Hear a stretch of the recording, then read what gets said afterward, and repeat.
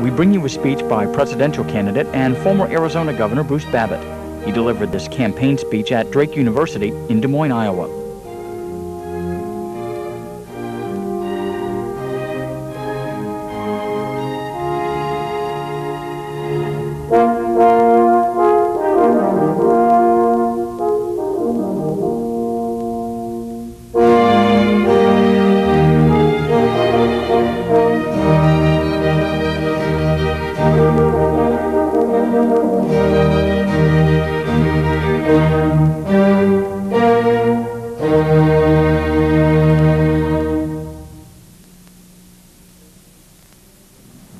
Willie, thank you. Good morning.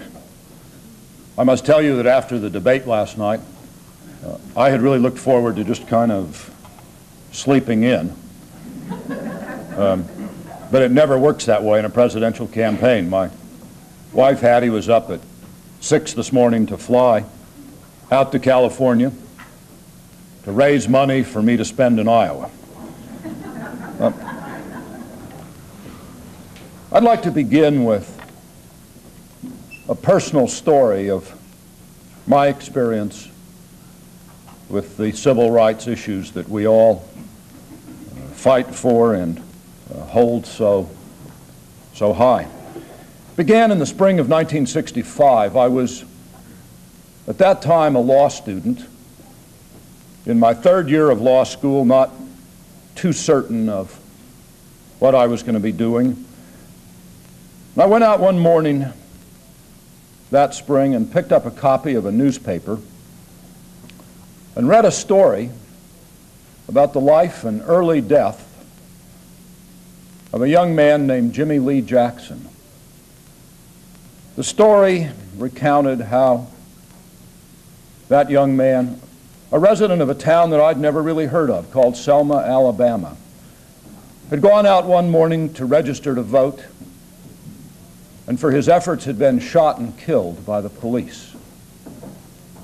And I asked myself, how do these things happen? And I began listening. And I began really for the first time to hear clearly the voice of a young minister from Atlanta, Georgia, who was then in the streets of Selma, Alabama, making a passionate plea to the conscience of the American people, asking them, why does this happen? And what are you and what are we doing about it? And I was finally moved to put my books aside,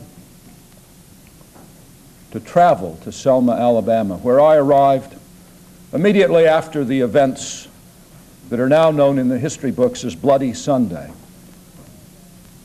It was an extraordinary experience because when I left Montgomery, I was told that I couldn't be seen safely in any part of that town except in the bosom of the black community. And I took a sleeping bag, and I was introduced to a family that I stayed with for some days. And every day we would go out into the streets together to face the mobs, to make a statement. It was an extraordinary experience. I was most struck, I suppose, by the sight of young girls in white dresses, 5, 6, 7 years old, standing in the front as the mobs throwing rocks would come up for a confrontation. And the sense of strength and righteousness in their eyes. And we'd gather every night on the steps of Brown's Chapel to assess the progress of the day and to listen to speeches. And I began to sense that there was a wave building there that was going to change the course of American society. It was in the air. I knew then that I was part of something that would change our entire life. And I began for the first time in my life to understand how it is that individuals change the course of history. Because as that wave began to roll, and we began to come alive with a sense of power,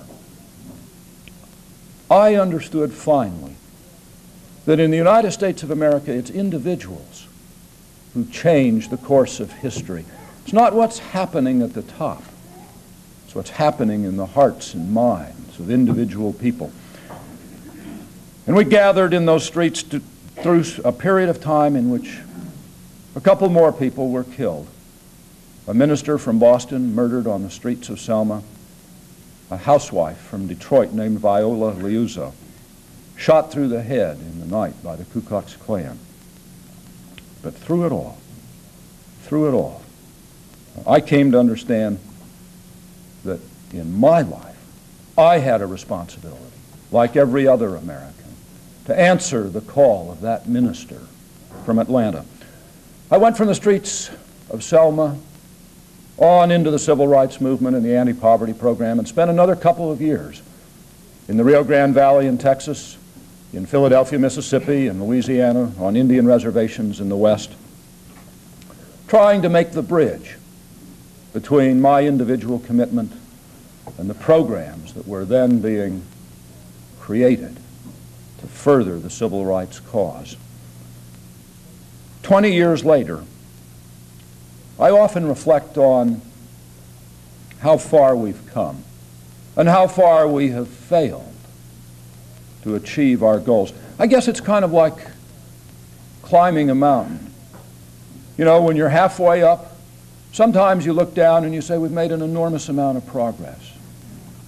But then you have to turn around and look up at the summit and say, we've got a long, long ways to go.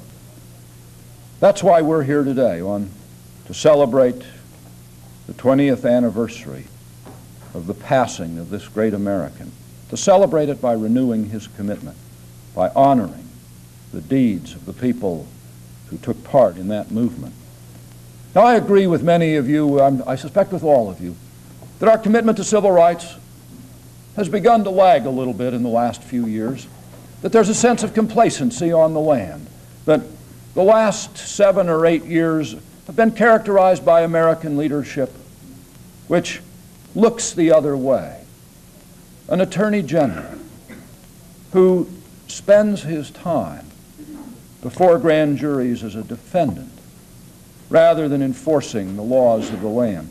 A Civil Rights Commission, an Equal Employment Opportunity Commission, a Justice Department which has given up on the effective enforcement of civil rights laws, a Justice Department which says to minorities all over this country, the idea that you can prove a case of discrimination through statistics is not part of our prosecution agenda. And the time is now at hand on this 20th anniversary to recognize that the baseline commitment to civil rights is law enforcement. Martin Luther King told us to this effect. He said, the law may not be able to guarantee me exactly my rights as an American, but it can sure prevent me from being hanged.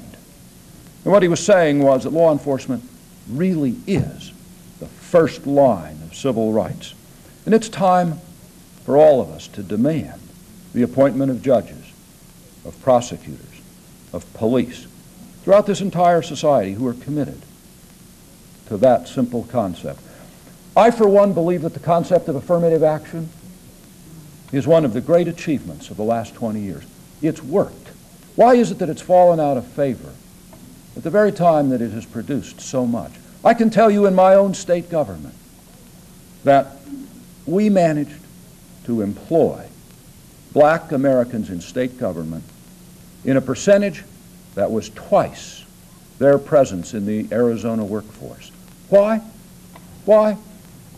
Because the effects of discrimination and exclusion of the black workforce were such that the numbers of qualified blacks available for public jobs happened to be nearly twice their numbers in the workforce. And I suspect the same is true whether it's Native Americans, Hispanics, women, wherever we are in America.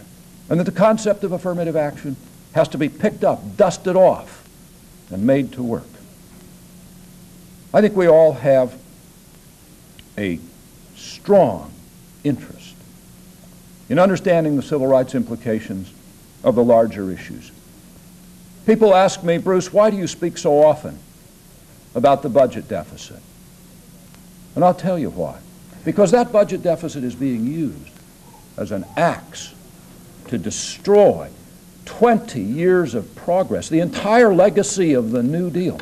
You see, they opened up that budget deficit for a lot of reasons. But I believe one reason was that they understood, and we didn't, that the overhang of that deficit was an excuse to go after health care, the funding of affirmative action, of early childhood education, of all of the programs, the legacy of the New Deal. And that's why, together, we have to have the courage and the honesty to stand up and say, the future progress of all of our society is wrapped up in that budget deficit.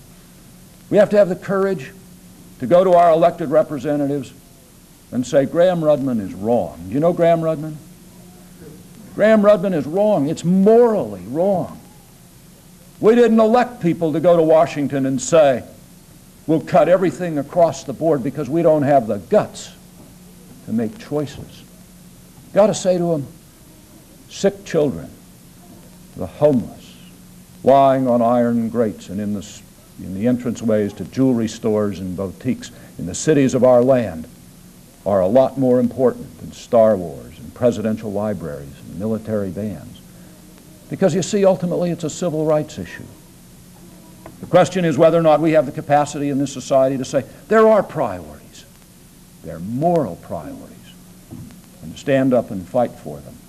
And whether or not we have the courage to look our fellow Americans honestly, straight in the eye and say, the future of our commitment to the quality of opportunity and equal rights in this society demands that we be honest about the need to raise revenues. That's taxes. Because if you stand by in silence while those tax cuts continue to wreak their toll on our commitment, you see, you become part of the conspiracy of apathy and indifference. And if we believe in the tradition of civil rights and the commitment, we have to stand up and say, government has a purpose. Government is there to right the inequities, to cry out for social justice. And we got to have the courage to talk about those programs and to talk about how they're maintained by setting priorities and by raising the amount of revenue that's necessary to meet our commitment.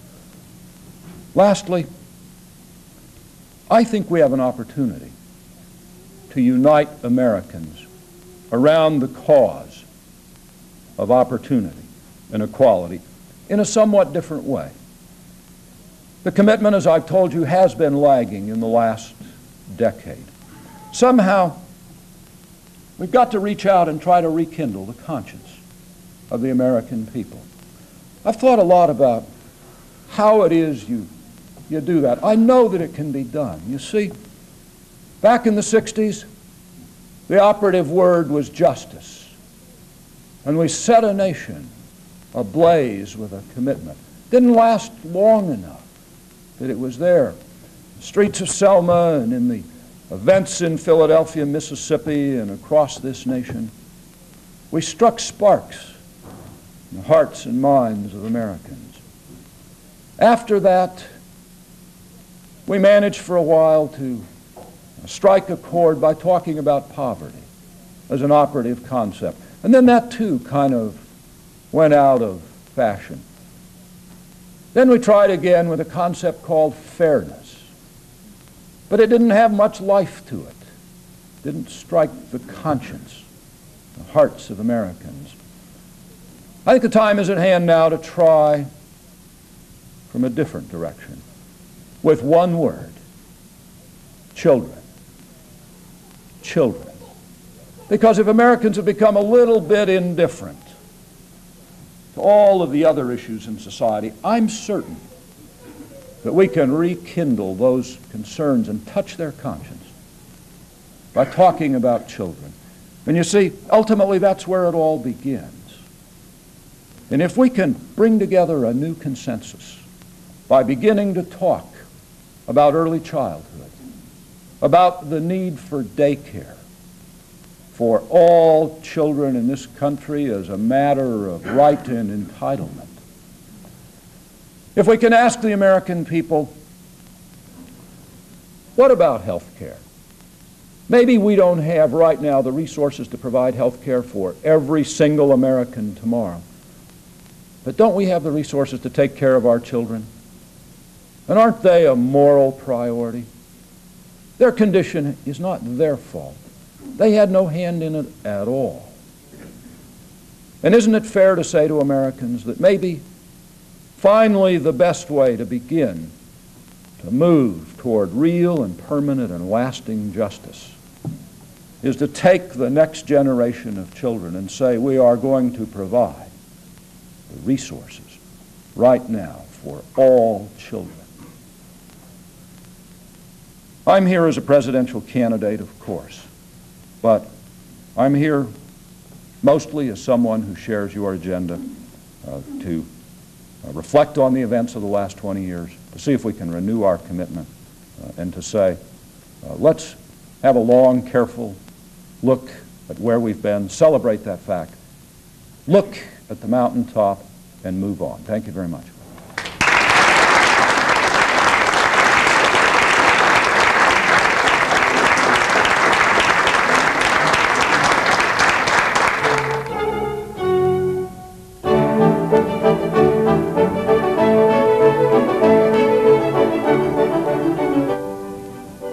Join C-SPAN tomorrow afternoon when we air campaign speeches by two of the other Democratic presidential hopefuls.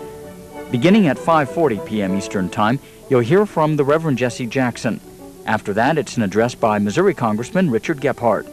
That's tomorrow afternoon on C-SPAN, beginning at 5:40 Eastern Time, 2:40 Pacific.